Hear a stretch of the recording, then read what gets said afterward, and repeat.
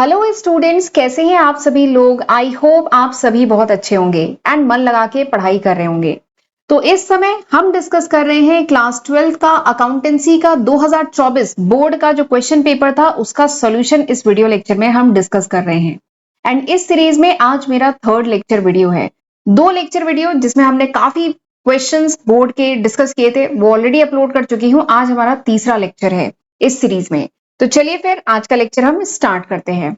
तो सबसे पहले तो ये बोर्ड के क्वेश्चंस आपको मिल कहां पे जाएंगे, तो आपको सीबीएसई की जो वेबसाइट है cbse.gov.in वहां पर आपको बोर्ड के अनसॉल्व्ड क्वेश्चन पेपर मिल जाएंगे।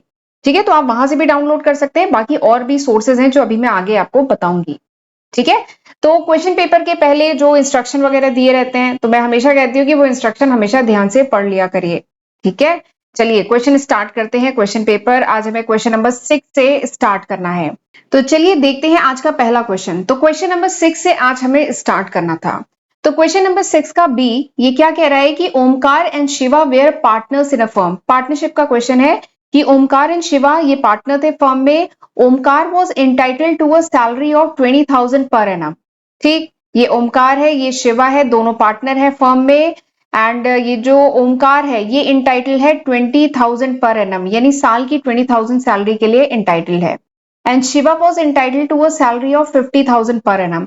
एंड शिवा कितनी सैलरी के लिए इंटाइटल था? 50,000। Net profit for the year ended 31 March 2023 after charging salary of Omkar and Shiva was 5,60,000। यानी जो नेट प्रॉफिट साल का जो नेट प्रॉफिट है ये ओमकार एंड शिवा को सैलरी देने के बाद साल का जो नेट प्रॉफिट बच रहा है वो कितना आ रहा है? 5,60,000। यही दिया है ना कि net profit for the year after charging salary of Omkar and Shiva, इन दोनों की सैलरी डिडक्ट करने के बाद इतना प्रॉफिट आ रहा है।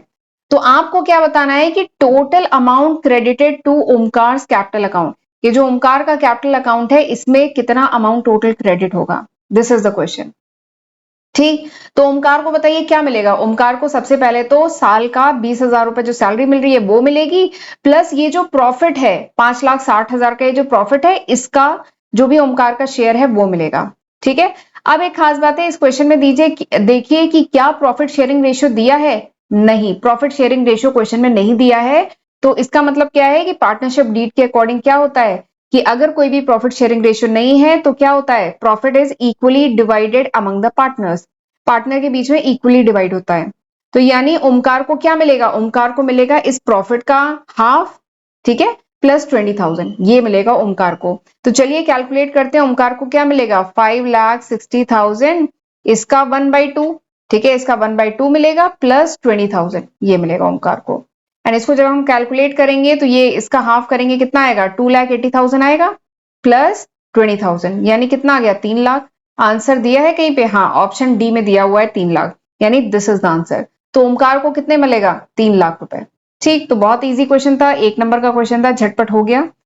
अच्छा एक बात और है, एग्जाम की प्रिपरेशन के लिए एक सजेशन देना चाहूंगी कि पिछले 10 साल के क्वेश्चन पेपर जरूर आप एग्जाम में लगा के जाइएगा, हर सब्जेक्ट का, चाहे वो आपका बीएसटी हो, इकोनॉमिक्स हो, अकाउंटेंसी हो, इंग्लिश हो, मैथ्स हो, जो इतने भी सब्जेक्ट हैं आपके, ठीक है, सबके लास्ट 10 ईयर के क्वेश्चन पेपर जरूर आप एग्जाम में लगा के जाइएगा। ये मेरा एक सजेशन है। बच्चे पूछते हैं ना सजेशन दीजिए मैम कैसे तैयारी करें, क्या करें, तो मेरा सजेशन है कि पिछले 10 साल के क्वेश्चन पेपर जरूर लगा के जाइएगा। एंड इस समय मैं अपनी ऑफलाइन क्लास में भी लास्ट 10 ईयर के क्वेश्चन पेपर डिस्कस कर रही हूँ।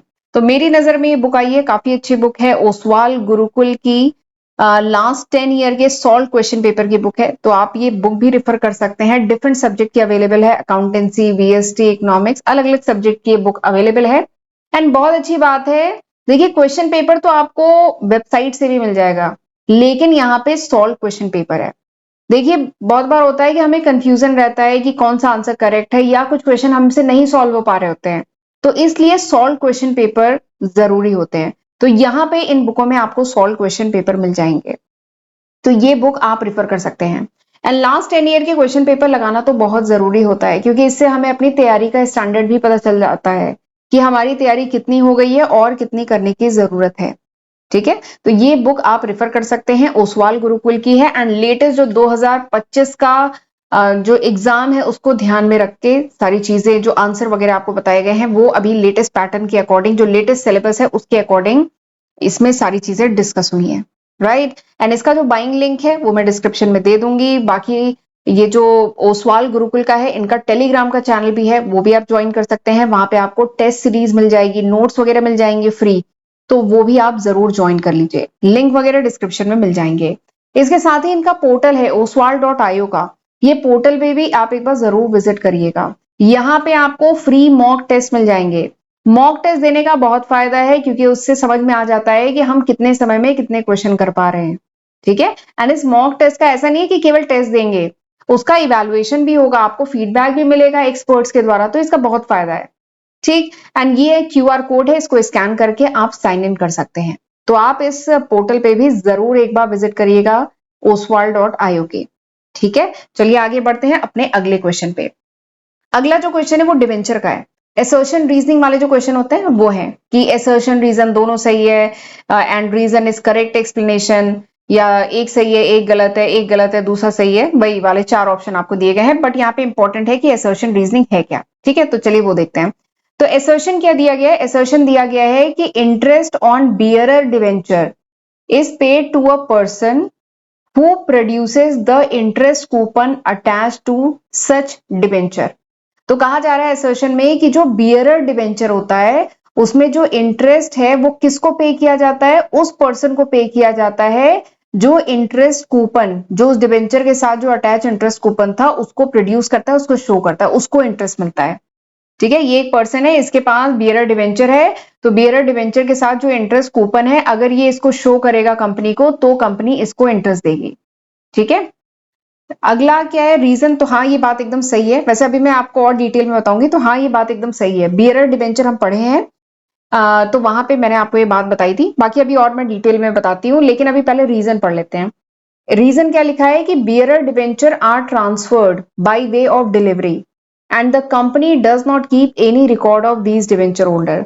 तो सही बात है, जो बियरर डिवेंचर होता है वो इस टाइप का डिवेंचर होता है जिसमें कंपनी जो होती है कोई रिकॉर्ड नहीं रखती डिवेंचर होल्डर्स का, ठीक है। कंपनी ने डिवेंचर दे दिए, अब इस मिस्टर एक्स को डिवेंचर का जो सर्टिफिकेट है उसको संभाल के रखना है। एंड अगर मिस्टर एक्स ने मिस्टर वाई को डिवेंचर ट्रांसफर कर दिया है तो इसका मतलब क्या है? अब ये डिवेंचर जो है मिस्टर वाई का हो गया है। जब कंपनी इंटरेस्ट देगी तो मिस्टर वाई अगर कंपनी को उसका इंटरेस्ट कूपन शो करेंगे तो मिस्टर वाई को डिवेंचर का इंटरेस्ट मिल जाएगा। तो ये होता है बियरर डिवेंचर। अब मैं एक बात बताना चाहूंगी कि क्लास 11-12 का जितने भी मेन सब्जेक्ट हैं, बीएसटी, इको एंड अकाउंटेंसी, ये मेरे चैनल पे ऑलरेडी मैं अपलोड कर चुकी हूँ बहुत डिटेल में, जहां पे मैंने ये जो टॉपिक है ना डिवेंचर, ये भी बहुत डिटेल में पढ़ाया था, जहां पे ये स्लाइड भी मैंने आपको दिखाई थी कि डिवेंचर बहुत टाइप के होते हैं। सिक्योरिटी के बेसिस पे हम 2 टाइप के डिवाइड कर सकते हैं, टेन्योर के बेसिस पे, मोड ऑफ रिडम्पशन के बेसिस पे, कूपन रेट के बेसिस पे एंड रजिस्ट्रेशन के बेसिस पे। तो रजिस्ट्रेशन के बेसिस पे 2 टाइप के डिवेंचर होते हैं, एक होता है रजिस्टर्ड डिवेंचर और दूसरा क्या होता है? अनरजिस्टर्ड या कह लीजिए बियरर डिवेंचर। तो यहाँ पे बियरर डिवेंचर की ही बात चल रही है। तो बियरर डिवेंचर बेसिकली क्या होता है? वो डिवेंचर होता है जिसको जो ट्रांसफर हो सकता है बाय वे ऑफ डिलीवरी, मतलब मिस्टर एक्स को मिस्टर वाई को डिवेंचर ट्रांसफर करना है तो ये इनको दे देंगे, तो यानी डिवेंचर ट्रांसफर हो गया। यहाँ पे कंपनी अपने पास कोई रिकॉर्ड नहीं रखती है। और इंटरेस्ट किसको मिलेगा? इंटरेस्ट उसको मिलेगा जिसके पास वो सर्टिफिकेट है, जिसके पास वो इंटरेस्ट कूपन है। मिस्टर एक्स के पास है तो मिस्टर एक्स को मिलेगा इंटरेस्ट, अगर मिस्टर वाई के पास है तो मिस्टर वाई को मिलेगा। तो ये बहुत खास बात है बियरर डिवेंचर की। तो बता दूं यहाँ पे असर्शन भी सही है, रीजन भी सही है, and reason is the correct explanation of the assertion. तो यहाँ पे आंसर क्या सही है? Option A is the correct answer, ठीक है। चलिए आगे बढ़ते हैं अगले क्वेश्चन पे। अगला क्वेश्चन क्या है कि अर्नव लिमिटेड एक ऑर्गेनाइजेशन है, अर्नव लिमिटेड, इसने परचेज किया एसेट वर्थ ₹24 लाख।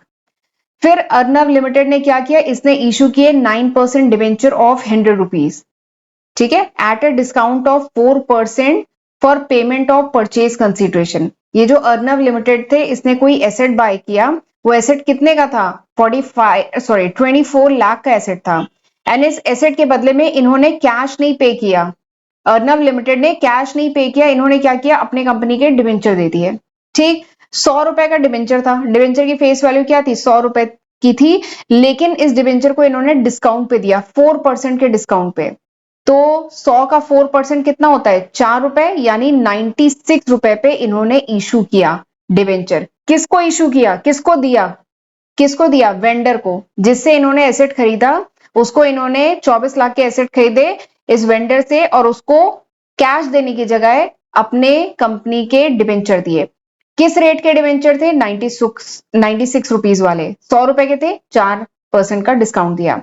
तो क्वेश्चन आपसे पूछा जा रहा है कि number of debenture issue to vendor, यानी वेंडर ये जो था इसको कितने डिवेंचर इशू किए, दिस इज द क्वेश्चन। तो मैं बता दूं, देखिए एसेट कितने के हैं, एसेट हैं 24 लाख के, एसेट कितने के हैं, 24 लाख के, और एक डिवेंचर कितने का था, एक डिवेंचर जो इशू किया है वो है 96 रुपीज का, 100 रुपए का था, 4% डिस्काउंट, यानी कितने डिवेंचर इशू किए, तो सिंपली डिवाइड करते हो जाएगा ना, 24 लाख के एसेट बाय किए और उसके बदले में दिए डिवेंचर, ठीक। तो डिवेंचर कितने डिवेंचर दिए, तो एक डिवेंचर की वैल्यू अगर 96 है तो हमें कितने डिवेंचर पता करने हैं, तो उसके लिए हम क्या करें, 96 को डिवाइड कर देना, 24 लाख से हम 96 को डिवाइड कर दे तो निकल आएगा ना कि नंबर ऑफ डिवेंचर कितने। तो आप इसको डिवाइड करिए, कितना होगा, 24 लाख को हमने डिवाइड किया 96 से तो आएगा 25,000, ये कितना आएगा, 25,000, यानी कंपनी ने 25,000 डिवेंचर इशू किए। तो 25,000 डिवेंचर, जिसमें एक डिवेंचर है 96 रुपए का, ये कंपनी ने इशू किए, ठीक है। तो कंपनी ने ये इशू किए और उसके बदले में कंपनी ने क्या किया, 24 लाख का एसेट खरीदा, और ये डिवेंचर किसको इशू किए, वेंडर को। तो देखिए यहाँ पे ऑप्शन दिया है, हाँ ऑप्शन दिया, आपने डिवाइड किया था तो ये ऑप्शन दिया हुआ है 25,000, तो option B is the correct answer, ठीक। चलिए अगले क्वेश्चन पे चलते हैं। अगला क्वेश्चन क्या है, रिया, रीता एंड रेनू, तीन पार्टनर हैं, Riya, Rita and Renu, were partner in a firm, ये पार्टनर थे। फिर 31 मार्च 2023 को क्या हुआ, रेनू रिटायर हो गई, ये जो रेनू है वो रिटायर हो गई, एंड जो अमाउंट पेबल था रेनू को वो कितना था, कितने का था, 2,17,000, और इस अमाउंट को क्या कर दिया गया, ट्रांसफर कर दिया गया टू हर लोन अकाउंट, इसके लोन अकाउंट में ट्रांसफर कर दिया गया है। रेनू अग्री हुई to receive interest on this amount as per the provision of partnership act 1932, यानी रेनू अग्री हो गई कि ठीक है ये जो अमाउंट है इस पे मैं इंटरेस्ट मुझे मिलेगा as per the partnership act, ठीक है। तो आपको ये बताना है कि the rate at which the interest would be paid to Renu, यानी किस रेट से रेनू को इंटरेस्ट पे किया जाएगा, ये आपको बताना है, ठीक। This is the question. तो हम जानते हैं कि सेक्शन 37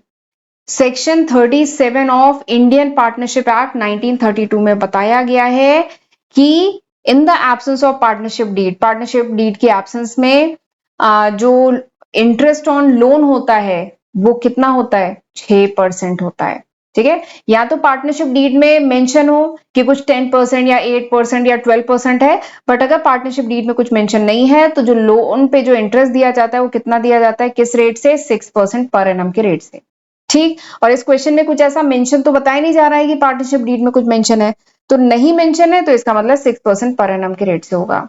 तो आपको समझ में आ गया होगा कि option B is the correct answer, ठीक है। तो यहाँ पे option B 6% per annum is the correct answer, right. तो ये थे क्वेश्चन आज के वीडियो के।